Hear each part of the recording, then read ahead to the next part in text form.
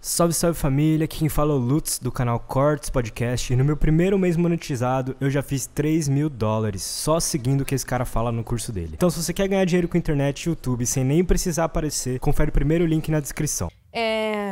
Você, quando começou a investir, eu lembro da história que vocês contaram, ainda assim você tava relutante de ir pra internet, né? Quando você começou a criar conteúdo. Como foi essa transição? Não é que eu estava relutante. Eu tinha um blog. Eu era relutante com rede social. Ah, com rede social, era isso. Eu falava que rede social era perda de tempo, né? E a minha esposa me mostrou que não, que eu estava errado. Isso num período de quantos anos de diferença? Entre eu falar que era perda de tempo e ela mostrar que eu estava errado, Sim. não demorou muito, não. Obrigada. É que eu não estava em rede social. Quando ela entrou, eu falei, perda de tempo. Só que 6 meses depois, mais ou menos, ela me mostrou. Não é perda de tempo. Ela me mostrou com números, né? E não eram números assim, nossa, ela conseguiu 1 milhão de seguidores. Não, tinha 500 pessoas assistindo ela no Snapchat. Aquilo pra mim foi suficiente. Na hora que eu vi aquilo, eu pensei, 500 pessoas, se eu conseguir vender algo de R$2.000 pra esse pessoal, é 1 milhão. Sim. Então, na hora, a minha chave mudou. Né? Eu nem sabia o que a gente ia vender ou não, mas eu falava que era perda de tempo. A partir daquele momento, eu falei, perda de tempo é você focar em outras coisas. Faz só rede social. E ela fez, e deu super certo. E depois eu só segui o caminho das pedras que ela tinha estabelecido. Eu lembro que vocês contaram que nesse início, quando as coisas começaram a acontecer pra ela começou a fazer e ela começou a vender o curso, não foi? Que daí você começou a trabalhar junto com ela. O que foi que aconteceu que você começou a trabalhar junto com ela? Sim. Pegando a história do começo dos produtos que a gente tinha na internet, nosso primeiro produto não era na internet, eram palestras presenciais. Dela? Não, principalmente da Lara Nesteruk, que já veio aqui com vocês. Foi assim que a gente conheceu a Lara. Sim. Eu fui numa palestra dela, em Vassouras. Tem gente que eu conheci naquela palestra que me segue até hoje. Tem uma aluna minha, a Mari, que formou em medicina há pouco tempo, a gente se conheceu lá também. Mas eu fui numa palestra dela, inicialmente. E parando agora para raciocinar, Vassouras eu achei, pertinho do Rio. Não era perto, o trânsito mó ruim, estrada ruim. Mas o engraçado foi o processo para comprar o ingresso para essa palestra.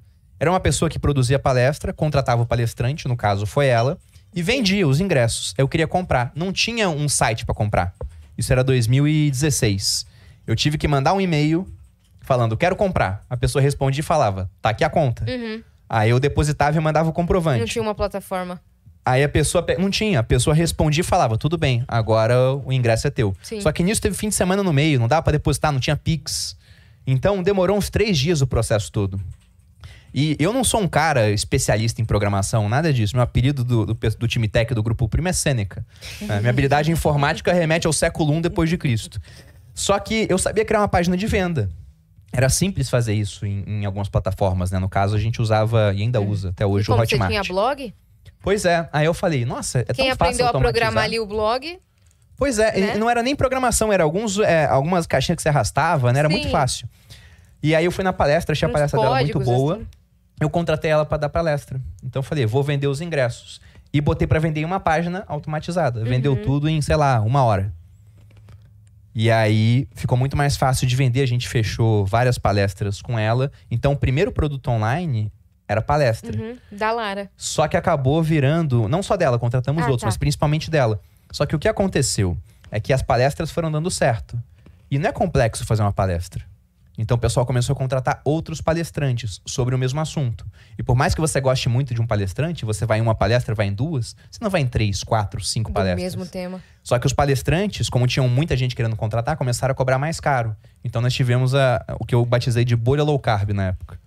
Palestrantes cada vez mais caros, palestras vendendo cada vez menos. Eu falei, temos que sair desse negócio, não tá dando certo. Algumas palestras deram muito certo, outras deram prejuízo, anulava o ganho que a gente tinha em uma. Sim. E num negócio do simples, não sei se o pessoal sabe aqui, mas tem aquele ditado, né? Eu queria pagar muito imposto, porque se eu tô pagando muito imposto é que eu tô ganhando muito dinheiro. Se você é um investidor, sim. Se você é um empreendedor, nem sempre. Porque se eu gastei 100 mil pra fazer a palestra e eu ganhei 100 mil... eu vou ter que pagar imposto sobre os 100 mil que eu ganhei, mesmo que meu lucro seja 0. E tava acontecendo isso em algumas situações. Eu falei, cansei de palestra, vamos vender curso online. Pega essa palestra e dá online. E eu até falei com a Lara sobre isso. Ela falou, tá bom, vamos fazer. Só que eu só consigo gravar no final do ano. Eu falei, beleza. Então até lá eu vou fazer outra coisa. Aí cheguei pra Malu e falei, vamos lançar o teu curso então dela. Eu não quero lançar nada. E a Malu, né? A gente falou de signo aqui. Eu sou leão com ascendente em Libra. Ela é Áries com ascendente em Satã e Lua em Capeta. Entendeu? Então é um mapa astral muito característico. E se ela botou que não ia fazer, ela não ia fazer. Eu falei, tá bom. Ela não quer fazer, vou fazer o meu. Só que eu não tinha audiência. Sim. Eu não tinha nada naquela época de rede social. Naquele momento, ela que tinha. Ela tinha. Ela já tinha 100 mil seguidores no Instagram e até um pouco mais do que isso no YouTube. Uhum. Então eu falei, vou criar um curso meu. E aí eu até falei com um cara que tinha lançado um curso de uma amiga minha, de uma nutricionista, da Nanda Miller. E falei com esse cara assim, falei, eu tô querendo lançar um curso. Você trabalharia comigo? Né? Ele falou, eu tenho 2 regimes de trabalho. Ou eu viro teu sócio nesse produto, 50-50, ou você paga 10 mil e eu faço pra você algumas coisas. Eu falei, tá bom. Ele falou, manda suas redes sociais. Eu mandei o que eu tinha, né? Uhum. Minha rede social era um perfil no Instagram chamado Você Mais Rico, onde não tinha eu. Era só frase motivacional ruim. Tipo assim, se sua estrela não brilha, não queira pagar a minha. Gostou? Compartilhe com os amigos. Era algo assim. Era muito ridículo. Acredite, nada vai dar certo. Compartilhe. Não, esse ainda é engraçado, né? Sim. Mas não tinha nada. Ele olhou as redes sociais, a primeira coisa que ele falou, você não quer lançar um curso da sua esposa? Eu falei, cara, eu quero. Queria muito. Ela não quer. Ele falou, então, no teu, eu não quero ser teu sócio. E quando ele falou isso, eu pensei, de fato, ele tá certo, né? Não tem nada aqui ainda. Mas, por 10 mil, eu faço isso aqui pra você. Ele mandou uma lista. Só que na lista não tinha nada que eu não soubesse fazer.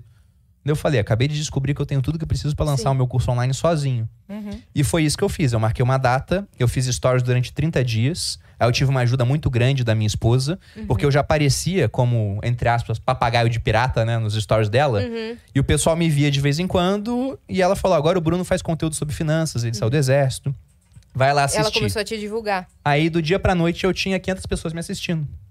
Aí eu pensei, bom, tenho 500 pessoas agora, não tenho nada de 2 mil, meu produto foi muito mais barato no começo, Sim. mas já posso tentar vender alguma coisa pra elas. E aí eu criei um curso, Quero Viver de Renda, que foi criado com uma única finalidade. Eu queria vender pra colher feedback e melhorar o meu processo pra quando eu fosse lançar cursos de outras pessoas no final do ano, né? Teve a Lara, teve a Bruna Paludetti, de yoga, a gente lançou um curso de culinária também, uma parceria entre a Malu e a Tuki Ervolino, que é uma chefe de cozinha. A gente lançou vários cursos de várias pessoas. A ideia era fazer um portfólio, ser uma agência. Só que o Viver de Renda, nessa primeira turma, vendeu para 30 pessoas, na segunda vendeu para 100, na terceira para 200, 700, 800, 1000. E o negócio começou a dar tão certo que uma hora eu falei, não compensa eu alocar o meu tempo escasso em outros produtos que não sejam os meus. Foi você que falou que você que tava no começo dando conta de tudo sozinho? Foi. No começo era eu e a Malu. Que vocês enlouqueceram? Inclusive, Sim. ele contou... De tanta venda? Foi esse mesmo. Foi nesse não, e ele episódio. contou, não sei se você vai lembrar, que teve um dia que abriu pra venda, e aí, desesperado, ele falou, para de vender. Aí falaram, não, mas tava... Para de vender. Aí tinha o pessoal que tava preenchendo, você falou, não quero que mande um e-mail... Foi Pra recuperar isso. A galera que tá preenchendo. Foi na turma 8. Quem perdeu o boleto, perdeu e foda-se, eu não vou. Que já tava muita coisa pra vocês fazerem. Já, porque nessa turma, até a turma 8, eu trabalhava sozinho. Sim. Eu vendia e eu dava o suporte dentro do curso, né? A parte financeira, tudo. E não dá pra você dar suporte pra 1000 pessoas, né? Então eu sempre limitava as vagas. Limitava em 500, Sim. 600. Mas pra 500 já é muita coisa. Já era. Você vazia. Eu passava horas e horas do meu dia respondendo. Fazia acupuntura na mão, pra não ficar com tendinite. Verdade. Só que na turma 8, foi um período que eu fiquei uns 6 meses sem lançar uma turma nova, porque eu fiquei com hernia de disco, fiquei meio mal. Foquei no tratamento pra melhorar, né? 5 médicos queriam me operar, teve um que falou que não precisava, eu acreditei nesse um. Levou 10 Isso meses. é hereditário, genético? Então, o meu pai tem, a minha mãe tem, mas eu acho que isso é muito mais por hábitos. Só que eu tenho um problema que eu vim descobrir até com hernia de disco congênito. Eu tenho um negócio chamado síndrome de Bertolotti, que eu não sabia que eu tinha. E olha que eu fiz um monte de exame quando eu era militar, que eu fui paraquedista. Na prática, o que é isso? Você tem a coluna, né? E você tem o processo espinhoso, que são aqueles espinhos do lado da coluna. Na minha última vértebra, eu tenho um crescimento anormal de um desses espinhos que liga no osso do sacro. Sacro, não é no saco, né?